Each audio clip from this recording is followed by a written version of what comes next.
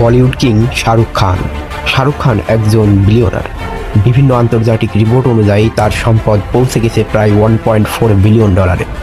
And Bollywood superstar Shah Rukh Khan, he has officially joined the billionaire club, becoming the world's wealthiest actor with a net worth of $1.4 billion, which Bangladeshi টাকায় যেটা দাঁড়ায় প্রায় 12,400 কোটি টাকা।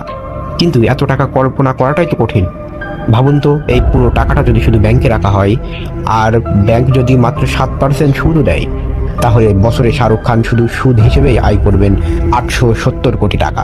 এখন ধরুন 40% tax সরকার নিয়ে নিল, তারপরও শাহরুখ খানের হাতে বেঁচে থাকবে বছরে প্রায় 500 কোটি টাকা, কোনো কাজ না করেও। এখন প্রশ্ন হলো, এই 500 কোটি টাকায় কি করা যায়? ধরুন, দুনিয়ার সবচেয়ে বিলাসবহুল এয়ারলাইন্সের ফার্স্ট ক্লাস টিকিটের দাম 10 লাখ টাকা। যদি শাহরুখ খান বছরে 365 দিন প্রতিদিন এমন ফার্স্ট ক্লাসে ভ্রমণ করেন, তাহলেও তার খরচ হবে মাত্র 35 থেকে 36 কোটি টাকা। দুনিয়ার সবচেয়ে দামি হোটেলে, সবচেয়ে দামি সুইটে রাত কাটানোর খরচও প্রায় 10 লাখ টাকা প্রতি নাইট। সারা বছর সেই সব হোটেলে থাকলেও খরচ হবে আরও 35 থেকে 36 কোটি টাকা।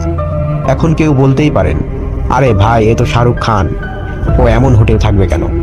ঠিক আছে, তাহলে লেভেলটা আরও বাড়িয়ে দেওয়া যাক। ধরুন, একটা প্রাইভেট জেট কিনে সেটাকে চালিয়ে রাখা হয়।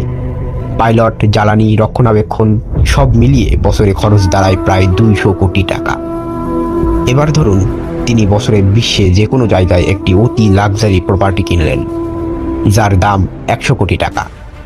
সব মিলিয়ে ফার্স্ট ক্লাসে ভ্রমণ, দুনিয়ার দামি হোটেলে থাকা, নিজস্ব প্রাইভেট জেট, প্রতি বছর নতুন প্রপার্টি কেনা, এই সব কিছু মিলিয়েও বার্ষিক খরচ হবে প্রায় 400 কোটি টাকা। আর শুধু ব্যাংকের সুদেই তিনি আয় করছেন 500 কোটি টাকা। তার মানে ব্যাংকের সুদের থেকে তার খরচ কম, অর্থাৎ চাইলেও তার সম্পদ কমানো সম্ভব নয়। তার সম্পদ দিন দিন বাড়তেই থাকবে। এমন একটা অবস্থায় পৌঁছানো মানে আপনি চাইলেই অন্ধের মতো খরচ করেও টাকা শেষ করতে পারবেন না। কিন্তু এখানেই আসে আসল প্রশ্ন, যখন আপনার এমন আর্থিক স্বাধীনতা আছে, যখন টাকা আপনার কাছে আর লক্ষ্য নয়, তখন পান মাসালা এর মতো ক্ষতিকর পণ্য প্রচার করার কি কোনো প্রয়োজন ছিল? 2014 সালের এক প্রতিবেদনে দেখা যায়, শাহরুখ খান বছরে পান মাসালা ব্র্যান্ড থেকে আয় করতেন 10 থেকে 20 কোটি টাকা। ধরি আজ 2025 সাল। 2025 সালে সেই কোম্পানিগুলো তাকে 10 গুণ বেশি, মানে 100 থেকে 200 কোটি টাকা দিচ্ছে।